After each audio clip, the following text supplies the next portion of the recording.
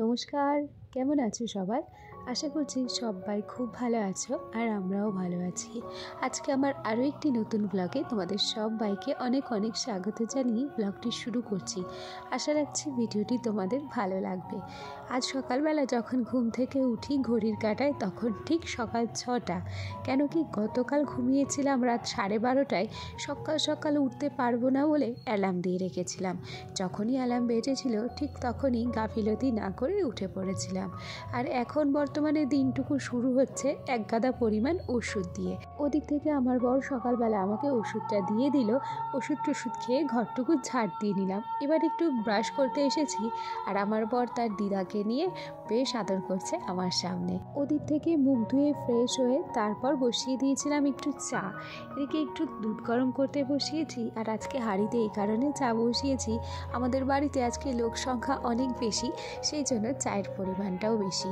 বর আজকে লিকার চা খাবে না বলেছিল, সেই জন্য তাকে বানিয়ে দিয়েছি একটুখানি গ্রিন টি। আর এই তো দেখো আমাদের কিন্তু চা রেডি হয়ে গেছে।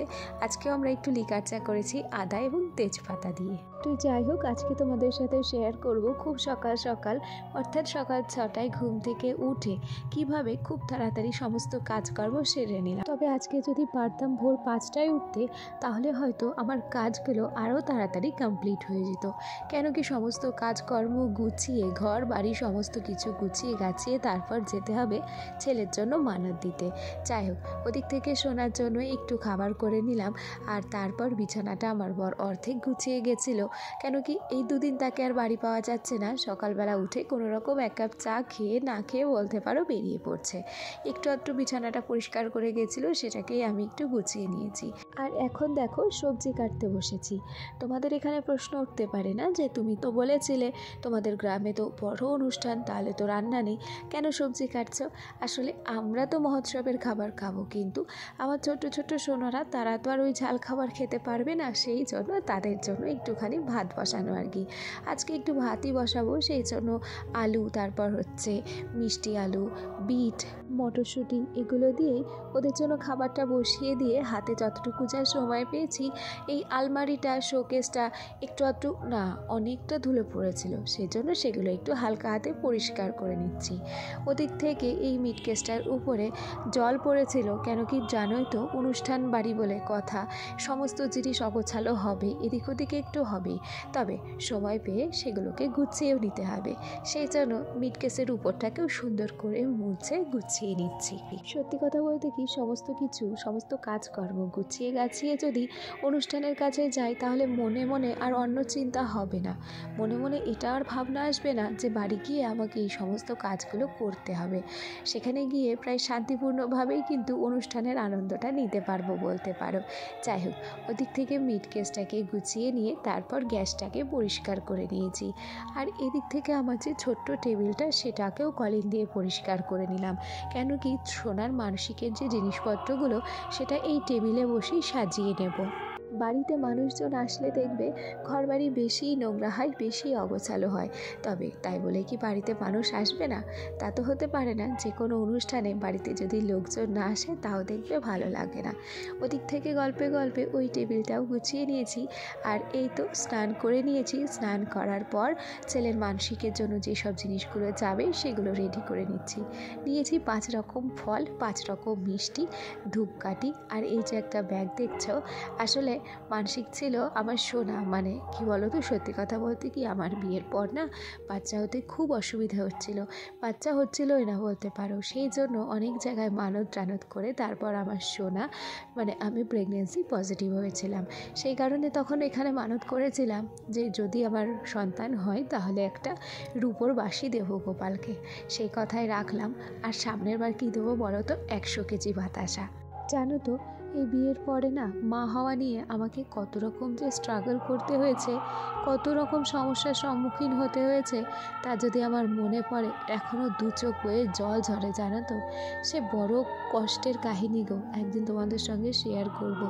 পিসিওডি, পিসিওএস এই সমস্ত সমস্যা নিয়ে আমি কি করে মা হলাম সেটা সমস্তটাই তোমাদের সাথে শেয়ার করব।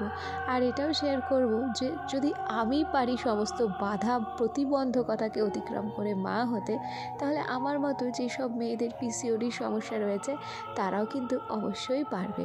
যাই হোক, তোমাদের সাথে কথা বলতে বলতে এই যে আমি না মন্দিরে পৌঁছেও গেছি। আর আজকে এতটাই ব্যস্ত ছিলাম, নিজে যে কী সেজেছি সেটা কিন্তু তোমাদের সঙ্গে শেয়ার করতে পারিনি। যাই হোক, পরেছিলাম একটা পিঙ্ক কালারের জামদানি, রানী পিঙ্ক বলতে পারো, আর সাথে পরেছিলাম একটা সাদা কালো ব্লাউজ, আর একটু আধটু সেজেছিলাম হালকা মেকআপ, সাথে পরেছিলাম অল্প কয়েকটা সোনার গয়না, যতটুকু যা আমার আছে। আর এই মুহূর্তে মানসিক দেওয়া হয়ে গিয়েছে, ছেলে এসেছে একটু এই জাম্পিংয়ে লাফাতে। সোনাকে পরিয়ে দিয়েছিলাম একটা লাল রঙের পাঞ্জাবি আর তার সাথে ধুতি। তো যাই হোক, এ কথায় সে কথায় না আসল কথাই বলতে ভুলে যাব। আমার যে সমস্ত বন্ধুরা প্রথম থেকেই আমার সাথে আছো, পাশে আছো, তোমাদেরকে অসংখ্য ধন্যবাদ জানাচ্ছি। আর আমার যে সমস্ত নতুন বন্ধুরা আজকে আমার ভিডিওটি প্রথম দেখছো, যদি কোনো কারণে আমার এই ভিডিওটি তোমাদের ভালো লেগে থাকে, অবশ্যই কিন্তু একটা লাইক করো, কমেন্ট করো। আর তোমরা যদি চাও আমার এই ছোট্ট পরিবারের একজন মিষ্টি সদস্য হয়ে আমার পাশে থেকে যেও। তো ওখান থেকে সোনাকে নিয়ে ওর ঠাম্মির কাছে দিয়ে তারপর আমরা চলে এসেছি খেতে। আর কি ভীষণ যে লাইন পড়ে না এখানে খাওয়ার জায়গাটায়, সেটা যদি তোমাদের পুরোটা ঘুরিয়ে দেখাতে পারতাম তাহলে তোমরা অবাক হয়ে যেতে। এরপর আর কিছুই তোমাদের সাথে শেয়ার করিনি, সোজা চলে এসেছিলাম মেলায়। আর মেলায় এতটা পরিমাণ ভিড় ছিল, বেশি কিছু তোমাদের দেখাতেই পারিনি। আর ইতিমুহূর্তে তোমরা যেটা দেখতে পাচ্ছ এটা হচ্ছে একদম শেষের দিন।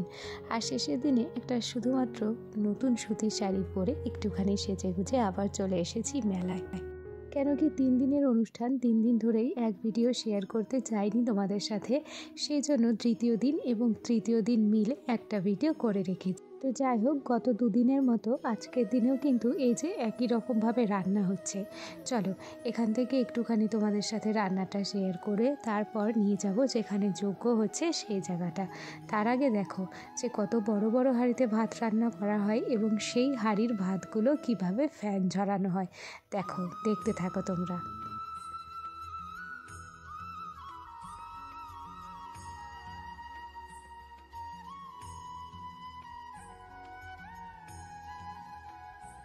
এর আগের দিন তোমাদের সাথে অনেক কিছুই শেয়ার করেছিলাম, কিন্তু যেখানে বাঁধাকপি রান্না হচ্ছে কিংবা যেখানে পালং শাকের শীষ চচ্চড়িগুলো রান্না হচ্ছে সেটা তোমাদের দেখাতে পারিনি।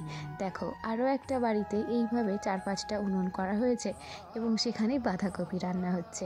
ওখান থেকে সোজা চলে এলাম এই যজ্ঞের কাছে। ওদিকটাতে নাম গান হচ্ছে আর এদিকটাতে হচ্ছে যজ্ঞ, সেই জন্য এটাকে মহানাম যজ্ঞ বলা হয়। ওখানে একটা শিব ঠাকুরের মূর্তি বসানো আছে এবং তার সামনে যে যজ্ঞের আগুনটা জ্বলছে সেটা পুরো 24 ঘন্টা বলবো না, 72 ঘন্টায় জ্বলে, কোনো সময় এটা নেভে না। আর এখানে রাত্রিবেলা খুবই ভিড় হয়। আমি খুব ফাঁকায় ফাঁকায় এসে ভিডিওটা করে নিলাম। এখানে বেশ কিছুক্ষণ ভিডিও করার পর তারপর সোজা চলে গেছিলাম বর্ডারে। হ্যাঁ, আমাদের বাড়ির কাছাকাছিই বর্ডার। কি হয়, এই নামযজ্ঞের সময় বেশিরভাগ মানুষই বর্ডারে ঘুরতে যায়, তবে সীমান্তবর্তী এলাকায় ছবি তোলা নিষেধ। সেটা আমাদের মেলাতেও পোস্টার করে টাঙানো আছে, সেজন্য সেখানে গিয়ে আর ভিডিও করিনি। ভিডিও করেছিলাম, তোমাদের সাথে শেয়ার করিনি। তো যাই হোক, দেখো চলে এসেছিলাম আবার যেখানে গান হচ্ছে সেই জায়গাটাতে। আর তোমরা দেখছো যে আগের দিনকেও যেমন সবাই তিলক নিচ্ছিল, আজকেও সেমনভাবেই তিলক নিচ্ছে। প্রচুর ভিড় হয় এখানে। তো চলো, আমার আজকের ভিডিওটি তোমাদের কেমন লাগলো কমেন্ট করে জানিও। আর এখানে দেখো, সকালবেলা সাদা তিলক নিয়েছিলাম বলে এখন নিয়েছি চন্দন কালারের তিলক। কেমন লাগছে গো তিলক কাটাটা, অবশ্যই জানাবে। আজ তাহলে আসি, কাল আবার দেখা হবে। সবাই ভালো থেকো, সুস্থ থেকো, টাটা।